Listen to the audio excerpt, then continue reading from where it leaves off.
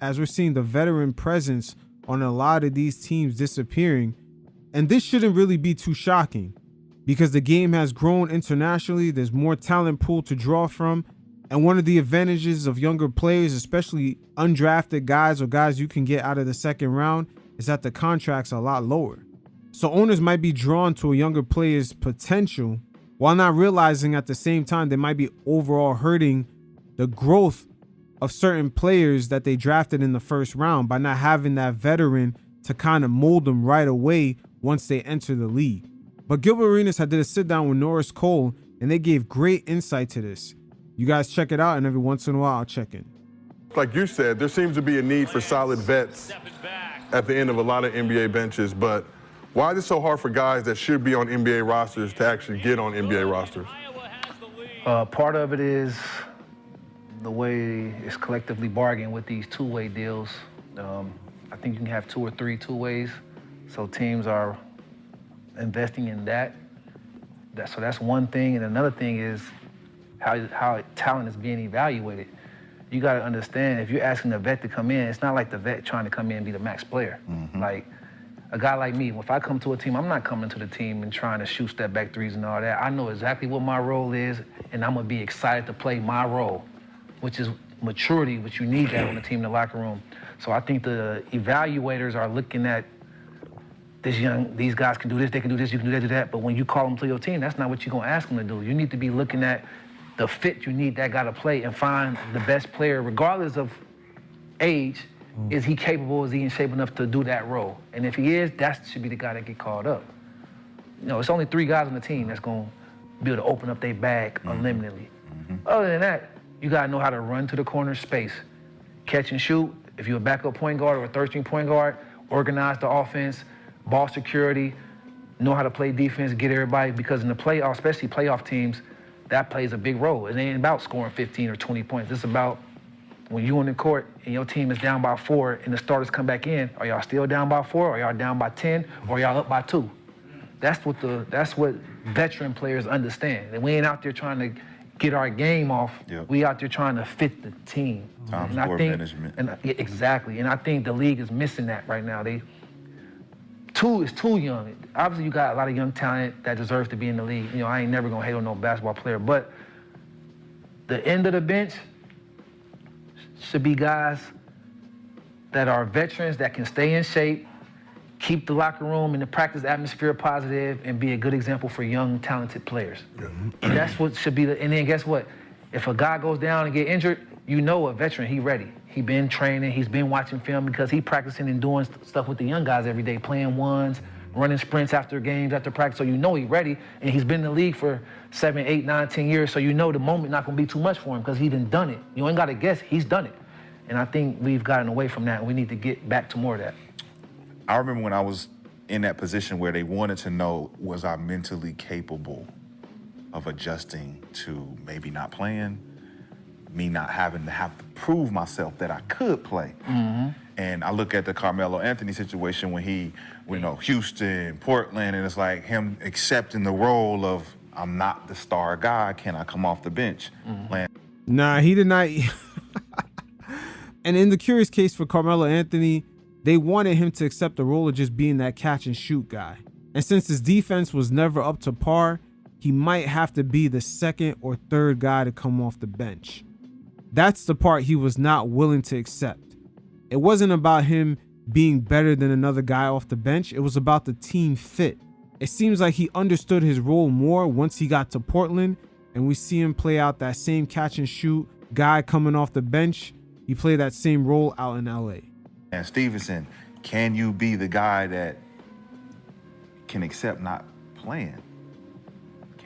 And Melo was struggling with a lot of this during the OKC days because that's when they first start kind of telling him and just giving him hints. Hey, we need you to come off the bench. They started running less plays for him when he was starting with Westbrook and Paul George. He wasn't getting his number called as often. They were giving him slow hints. They asked him to reconstruct his player option on his contract. These were all the small hints that they needed him to play a different role. He didn't come to OKC to be the second tier or even third tier option. It's not even about playing, right? It's about, and an investment, right? You're spending all this money on players, and you don't have anybody to teach them how to be basketball players outside of the court, right? And that's what it was. I didn't know how to be a basketball player outside of the court, right? So that's where, I got in trouble. Until I had to learn how to be professional and be what, everyone's watching you, right? When you go out, don't drink liquor in front of people, Go home and right? To this day, before the show, I can say I don't drink, and no one will have any evidence of it because I came in with a Gatorade bottle full of liquor. But it's a Gatorade bottle. Right. Drink Gatorade, drink water, get drunk before you get to the club, right? Wow, just Gilbert touching base on being a professional outside of the court. With social media and just everyone having the ability to just press record on their phone and broadcast, I'm wondering if the vets even could relate to the younger players of today to tell them how to behave on social media. As we see the incidents with Ja Morant, Zion Williams getting caught up with extracurricular activities on social media. This is a mess. This is a mess, but there are different conundrums, but the vets can kind of at least give them somewhat insight to the mistakes that they made previously. And hopefully the players can actually adjust and kind of relay of how some of that will relate to their current life. Show people that you're drinking in public. You don't want that image out there. So a veteran had to tell me that.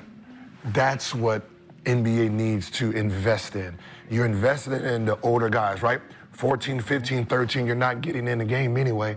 Those guys can teach these guys, hey, we have a big game today. Yeah. We're gonna back it up, right? Hey, we're gonna go out, get a little eat, then we're gonna get back to the room. Yep.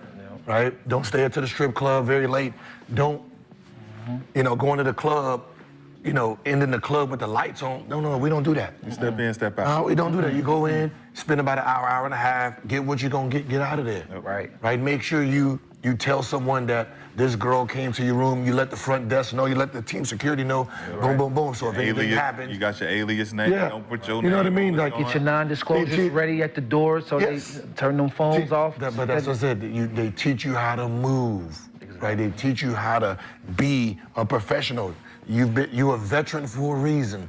The veteran means you've been in this motherfucker for a long time. And this is what your rep's supposed to look like if you're trying to be a max player. You want to be a max player, this is what the max players do. This is what they don't do the same work that. that the role players do. They recovery is different. Yep. They reps his shoulder, his endurance in his shoulder and elbow gills is different than everybody else's. Because guess what? When all else fails, he got to show up. Yep. They showing up to the game, he's a headliner. So young fella, if this is the path you're taking, if we taking 250 makes a day, you need 500 a day. And in the summer, you got to double. Triple that a day. Then you got to get a massage. Got a massage afterwards. You know what I mean? Yeah, all that. But guess what? Get your chef. You only know that. You need it from a player, not a coach. You don't need it from. It's different when a player is saying it versus when a coach is saying it. It resonates different, and that's why you need vets. You know what happens though? I think sometimes that the general managers and all these guys, they look at a player that had problems, right? Yep. And then they assume that the player who got in trouble at 21 is the same player at 35. They haven't grown. Yep, DeMarcus Cousins right there. Prime example. Yeah. What is wrong with you? The thought of that with Chris Brown in the All-Star game. You're penalizing a dude when he was he's 30-something with children. Man. You're still talking about what he Not did even when he the was same person. He's changed 3-4 times. That's what I'm saying. Is See, exactly. So you already see the culture of the league. They're gonna Peter Pan a celebrity R&B singer just for an all-star appearance. You could only imagine what they're gonna do for a player who's not only an asset to the league, but also represents it. Come on, the ideal of this is who he still is just eludes me sometimes. And that's what I think the NBA gets stuck with, or just people, period. That these people are still the same and they haven't grown. The only thing that hasn't grown is you, technically, because you're still thinking about a motherfucker that did something 20 years ago. That's the problem. DeMarcus Cousins. He's upset with the fact that he don't know why they won't give him another chance. And it's because the attitude problems that he had and that's why it's important to tell these young kids to know, your perception of you and your reputation will follow you everywhere you go. Yes. Whenever they talk about somebody, they're talking about who they were 10, 15, 20 years ago, and it's like, man, you still on that? Yeah. And so you ain't grown. You Right. ain't grown at And all. some of these dudes are young decision makers. I don't even think they know some of the. Need to do their homework on some of the veteran players. They don't even know some of them. Yeah. And so they need to do their homework and stop using just analytics. I'm glad Norris Cole has said this. Raja Bell has spoke about the Cavaliers using a database where any random personnel could enter information on past players to see what was their attitude issues or what were their flaws. It's almost like players were getting a random review and the Cavs solely went off of this data who to make part of their organization. It was weird. And this is some of the clapback that a lot of the analytical crowd gets. Basketball is more than just the numbers. It's about the chemistry. You've seen Daryl Morey when he left Houston. That Houston analytics ball did not end up working out. Not only James Harden was frustrated, but PJ Tucker, Austin Rivers, Trevor Ariza, everybody on that team end up complaining about the style of play that they were pretty much pigeonholed to being a cog in the fucking wheel. It's almost like the analytical crowd within the NBA front offices have also forgotten to take into consideration personality traits. Do they fit within certain work environments, certain team groups, certain departments? Like we talk about Zion, and you look at a guy like Zach Randolph, Oh, it would have been right? vital. How Zebo could give someone like him an opportunity to, hey, look, I had the same type of body fat problems you had, bro. And I was hungry too. But you know what I did to become an all-star? You know what I did to maintain the 20 and 10? Man, I did these things. Yep. Stayed out of trouble. I did this. When the work called me, I left them on red. I ain't call them back until I was done with my workout. You want to go text them mid-workout. I'm taking a breather. Yeah, baby, I'm going to be there in a second. Come on, man. Discipline is the biggest thing when you're in the NBA, man. It's like it's one of those things where you have all the money in the world and all the time to not get in trouble. That is the problem. I got all the money and the time to not get in trouble. And you're gonna have to really police yourself. So if you don't put like rules in for you to just be great, then you fall to all the elements, right? The last thing you want to be is someone who's addicted to the NBA life. That is the worst thing, right? That's like The life without the work, Yeah. guess what? The life won't last long. man, like you don't want to be like you want to be a partier, a drinker, and then going to the club, to the strip club, spending. You don't want to be all the elements of it. Now, funny thing with Gilbert Arenas mentioning the NBA life, the new crop of players that will be drafted into the league will have already somewhat be living the NBA life with their NIL deals, and especially with the way the college landscape is going. I mean, right now they're in between court hearings, but it's looking like eventually a lot of these football players and basketball players will eventually be employees.